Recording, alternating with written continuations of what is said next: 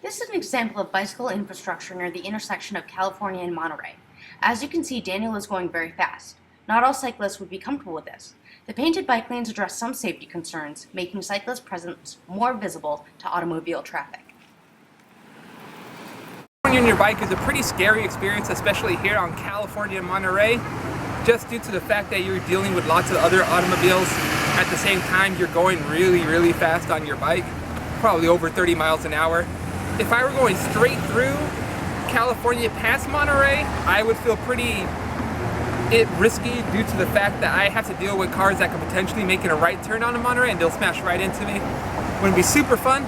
Or if I take the right turn, I have to take it pretty dang slow just due to the fact that I have to deal with through traffic on Monterey and other potential cyclists on the road. Here's another example of another environment that is not exactly bike friendly.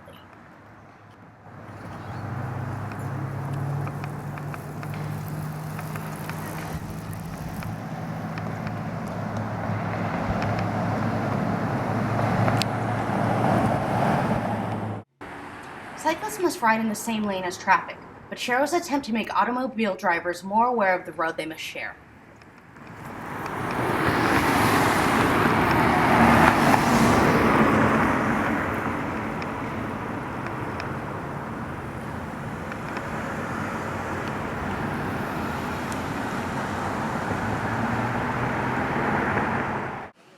The green striping along California spans a good distance.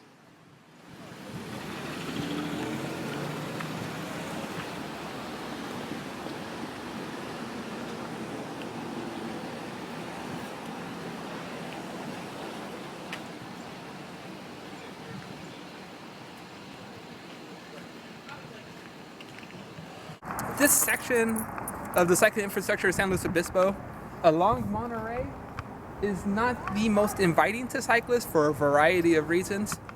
First off, if you notice, there is no dedicated bike lane along this route, so you're having to share the road with automobile users.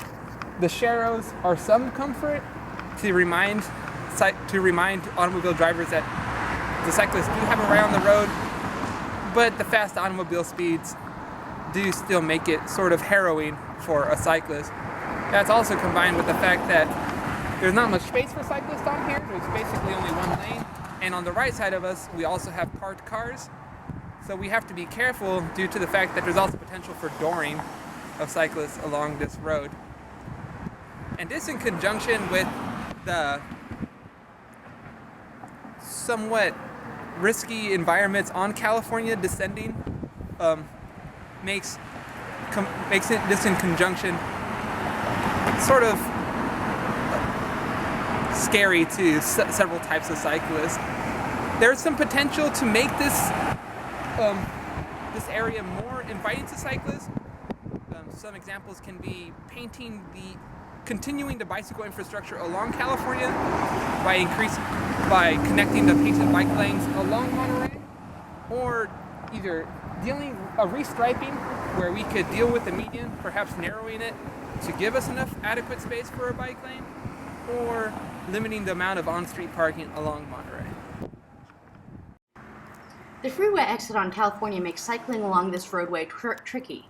Exiting traffic may accidentally clip an oncoming cyclist if they do not see them in time.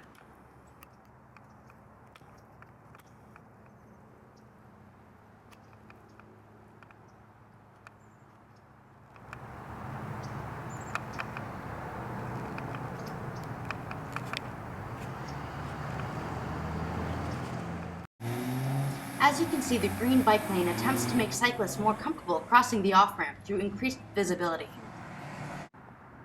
Here's an example of pedestrians and cyclists sharing one path. Mixed-use paths introduce the potential for cyclist-pedestrian collisions.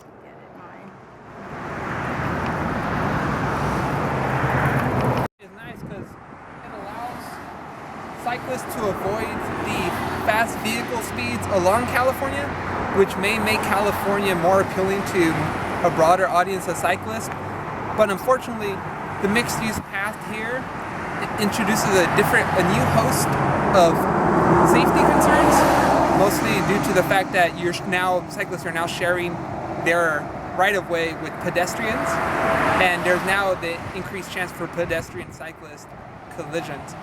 And from personal experience, this is exacerbated by the fact that some pedestrians exhibit erratic behavior or unpredictable behavior, and which is doubly unfortunate for pedestrians along this path, which is nice, but at the end of the path here, there is a lack of continued pedestrian infrastructure, which can be a problem due to the fact that there is a shopping center across the street, which may make pedestrians want to cross, but unfortunately, there are no stop signs and there are no crosswalks.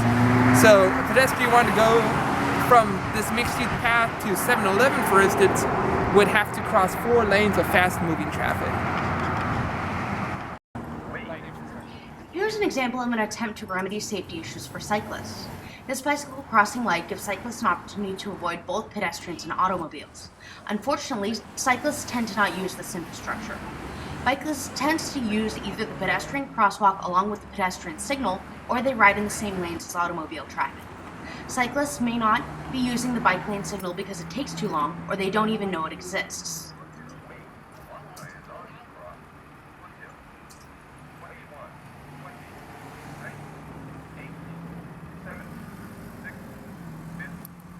As you can see here, this particular cyclist uses the pedestrian signal while Daniel continues to wait for the bicycle signal.